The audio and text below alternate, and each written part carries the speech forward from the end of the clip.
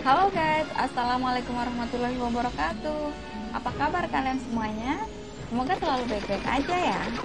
Hari ini aku mau ngajak kalian nonton film bareng lagi nih. Kali ini judulnya adalah Red Scorpion. Ini adalah salah satu film requestan kalian nih. Langsung aja yuk kita nonton keseruan filmnya.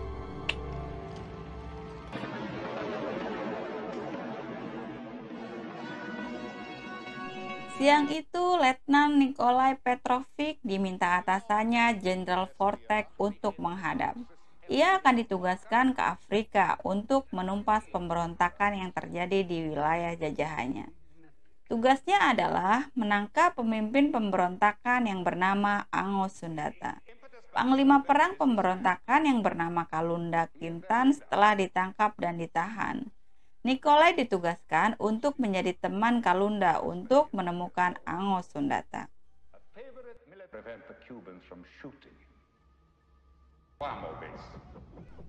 Hari itu Nikolai telah tiba di Afrika.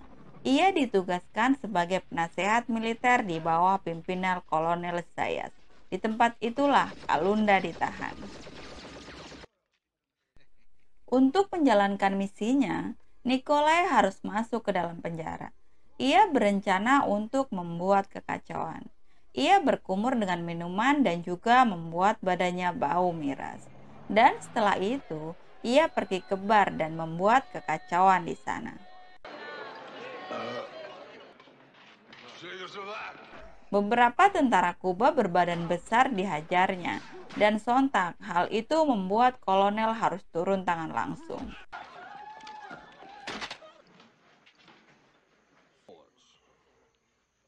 Nikolai kemudian diringkus dan dimasukkan ke dalam penjara. Di sanalah ada Kalunda dan juga temannya yang sedang sekarat. Nikolai kemudian memberikan minumannya untuk menghilangkan rasa sakit temannya itu. Tak lama kemudian, tampak para tentara itu memasukkan seorang wartawan perang Amerika bernama Dewe Ferguson. Alat perekamnya dirampas, dan rupanya Dewe mengenali Kalunda. Di sisi lain, seorang perwira tentara sedang memeriksa rekaman dari Dewe. Tapi ia malah mendapati sebuah lagu yang suaranya sangat kencang. Perwira itu kemudian marah dan ia bermaksud untuk memberi pelajaran. Ia memberikan seorang pengawal dan masuk ke ruangan penjara itu. Di sana ia menghajar Dewe, tapi Kalunda tak terima. Dan kemudian keributan pun terjadi. Nikolai mulanya hanya melihat saja. Tapi di saat kedua orang itu kalah dan siap untuk ditembak, Nikolai kemudian memberikan bantuannya. Dan mereka kemudian bersama-sama kabur dari penjara itu. Mereka mengendap-endap dan kemudian menyelinap ke dalam sebuah truk.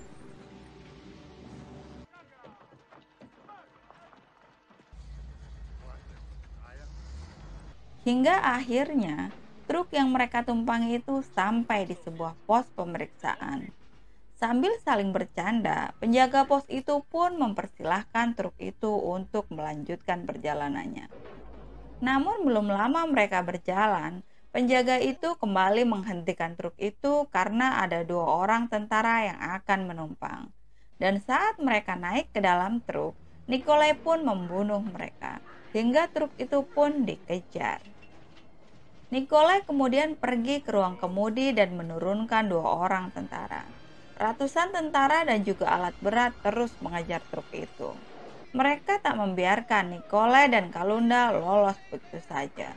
Meskipun berpuluh-puluh teman mereka telah dijatuhkan oleh Nikolai dan kawanannya.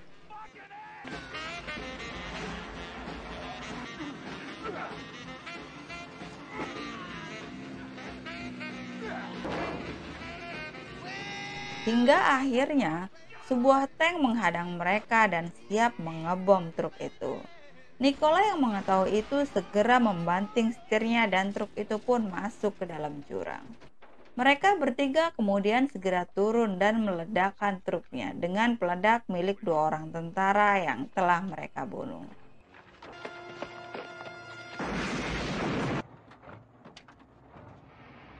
Para tentara yang mengejar mereka pun mengira 3 orang itu telah mati, dan kemudian mereka meninggalkan Nikolai dan Kalunda. Tampak sebuah helikopter penyerang juga turut mengejar mereka. Dan setelah keadaan aman, Nikolai kemudian mengatakan jika ia tak bisa lagi kembali ke negaranya. Kalunda yang berterima kasih telah diselamatkan, kemudian mengajaknya untuk pulang ke desanya di Porto Silva. Ia mengatakan Nikolai bisa meminta suaka di negara sebelah. Dewa yang mendengar itu pun kemudian marah kepada Kalunda. Ia tak percaya dengan Nikolai karena ia adalah orang Rusia. Dalam perjalanan yang melelahkan itu, Kalunda mengatakan mereka akan berpesta sesampainya di sana. Orang-orang akan menyambut mereka dengan penuh sukacita. Dan setelah menempuh perjalanan 2 hari 2 malam, mereka pun akhirnya sampai di Puerto Silva. Tapi kegembiraan Kalunda seketika sirna. Kampung halamannya itu kini telah porak-poranda. Tentara Rusia telah membumi hanguskan tempat itu beberapa jam yang lalu. Istri Kalunda tampak sangat bersedih.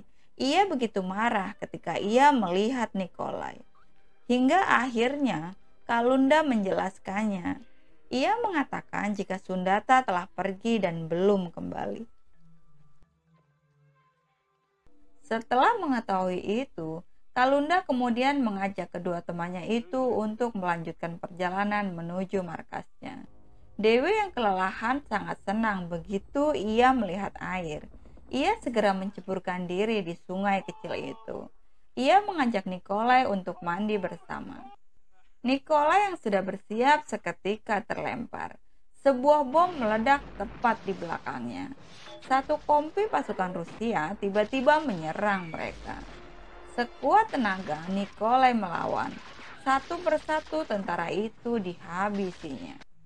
Hingga akhirnya mereka memaksanya menyerah.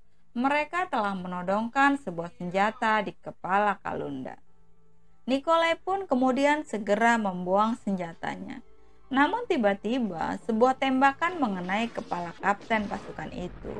Anak buah Kalunda datang dan menyerang mereka. Dan seperti sebelumnya, mereka pun kemudian menyerang Nikolai. Sampai Kalunda menjelaskan kepada pasukannya. Nikolai will not be harmed. Para tentara itu menyambut panglima perangnya dengan penuh sukacita.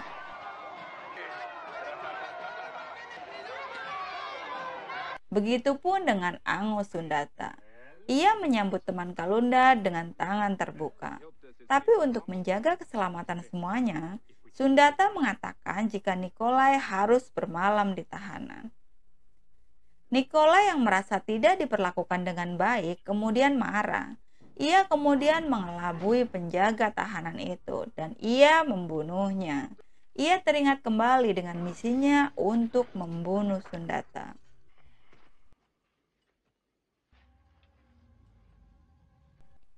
Saat Nikolai akan menjalankan rencananya, rupanya Sundata sudah menunggunya. Justru Nikolai lah yang malah dijebaknya. Nikolai kemudian ditangkap. Ia mengatakan kepada Nikolai bahwa ia hidup atau mati, perjuangan mereka tak akan pernah berhenti. Nikolai kemudian diikat dan dibuang di tengah jalan, hingga akhirnya pasukan Rusia menemukannya.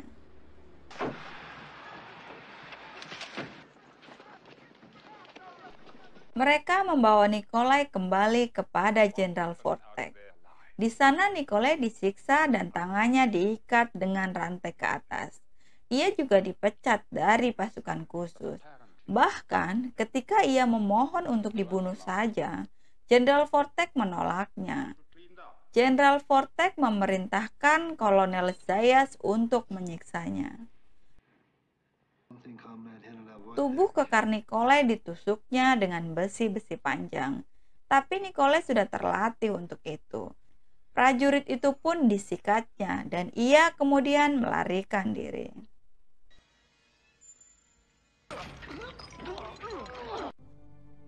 Pelarian Nikolai membawanya ke tengah gurun pasir yang sangat gersang. Tubuhnya yang terluka akhirnya membuatnya pingsan. hingga suara gemuruh helikopter yang mencarinya menyadarkannya. Serangga kalajengking seperti mendapatkan hadiah besar. Tubuhnya yang kekar disuntikan bisa untuk dijadikan bahan makanan. Namun nasib baik masih berpihak pada Nikolai. Seorang kakek kepala suku pengembara menemukannya. Meskipun tidak mengenal dan tidak mengerti bahasanya, kakek itu membawanya pulang dan mengobatinya.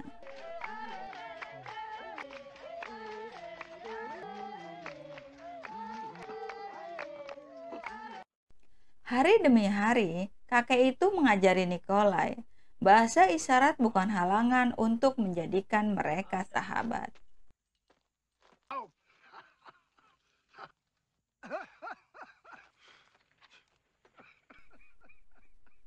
Kini persahabatan Nikolai dan kakek kepala suku semakin dekat. Penduduk setempat juga menerimanya dengan baik. Nikolai bahkan dianggap anggota suku oleh mereka. Kakek itu membuatkan sebuah tato kalajengking di dada Nikolai.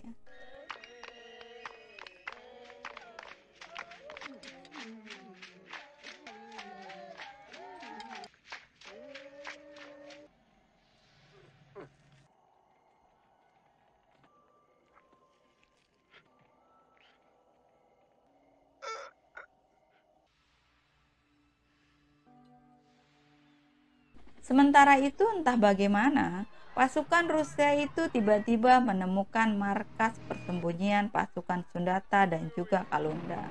Serangan yang begitu mendadak itu membuat seluruh perkampungan itu hancur lebur luluh lantak.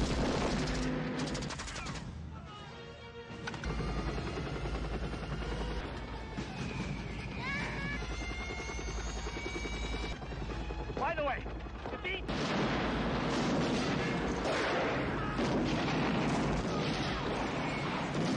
Sundata juga terluka dalam serangan yang dipimpin langsung oleh Jenderal Vortek itu. Dan tak berhenti sampai di situ, Jenderal Vortek juga menyerang perkampungan di sekitaran tempat itu. Mereka membakarnya dengan sangat keji. Mereka bahkan menyebarkan racun-racun melalui pesawat, hingga banyak ternak dan juga manusia mati. Banyaknya hewan dan manusia yang mati itu membuat Nikolai dan kakek kepala suku harus berpisah.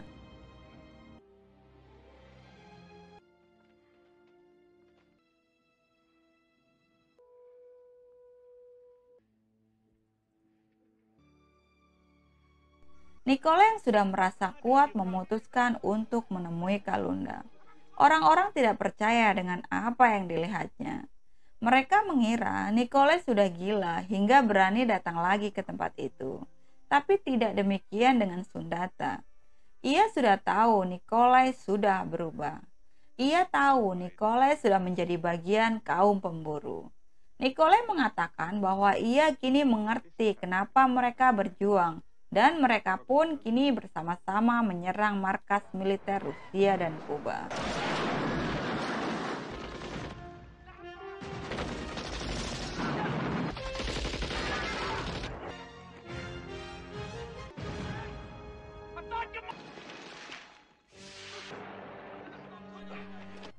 Jenderal Vortek yang biasanya sombong kini tak berdaya. Nikolai pun dapat membalaskan dendamnya. Dan film pun usai.